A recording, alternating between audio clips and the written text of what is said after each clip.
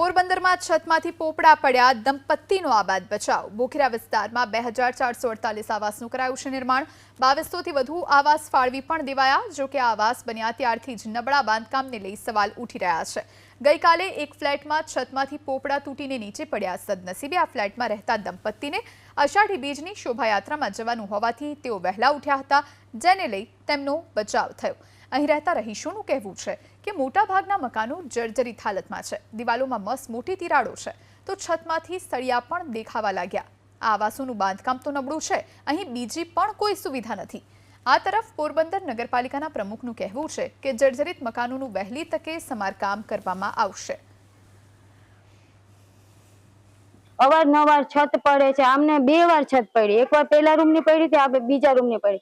નાના બાળકો હોય સૂતા હોય, 5:30 વાગ્યામાં આ જે છત પડી, નાના બાળકો સૂતા હોય, આ તે તકલીફ થઈ જાય। અમને ઘણી બધી તકલીફ છે, પણ સરકાર અહીંયા કંઈ જવાબ દેતી જ નથી। અમને પાણીની પ્રોબ્લેમ છે, છતની પ્રોબ્લેમ છે, કાચ ને આન તેને ઘણી બધી પ્રોબ્લેમો અહીંયા હાઈલા જ રાખે છે।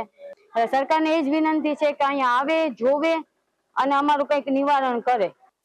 5:30 વાગ્યામાં અમારે ઘરવાળી બાથરૂમમાં ગયા ને 1 મિનિટમાં રવાડો એવું ઓચિંતાનું પડ્યું।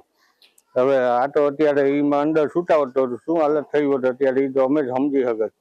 હવે આ તો અત્યારે કદાચ ને આમાં 50% પણ ઈમાનદારીથી કામ થયું ને તો અમારે 50,000માં અમારો જીવ જોખમમાં ના મૂકવો પડે।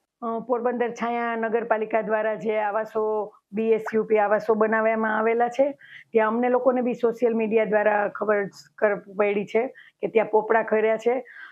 સદનસીબે કાંઈ કોઈને પ્રોબ્લેમ થયો નથી અને આપણે ટૂંક સમયમાં એ રિપેરિંગ કરાવી લેશું।